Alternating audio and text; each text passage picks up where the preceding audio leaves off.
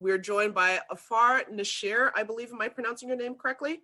It's Afaf, so that last Afaf, sorry. no problem. And she is the executive director of the Council on American Islamic Relations of New York. And so, Afaf, just to bring you up to speed, we were discussing what were the kind of structural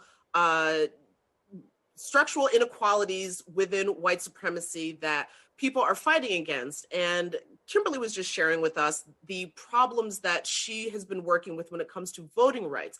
But I wanted to bring you in and ask, as someone who works on behalf of Muslims in America, what are some of the issues that you find yourself dealing with?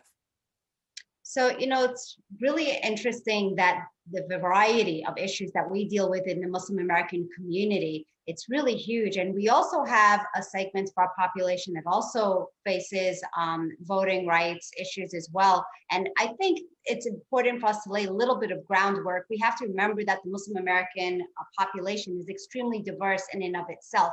And so, for example, when we speak about, the plight of African Americans, which is very unique in American history, that impacts maybe 20 to 25% of the Muslim American population. But besides those issues, we also have hate crimes that come into our community. Unfortunately, we have a huge amount of profiling, and that means national security profiling at the airports, as well as the prevalence of FBI visits.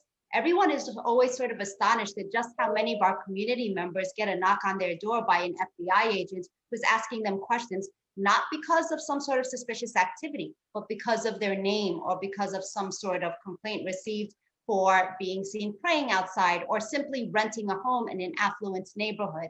These are all some of the stories that we face. And again, workplace discrimination as well is extremely high within the Muslim American community, and so is bullying. So even some of the youngest population within the Muslim American community faces double the national average of bullying reports from public schools, and that is based on religious bullying. So it really is an immense undertaking, as I'm sure many of those prior to me who spoke can attest to in their communities as well. Well,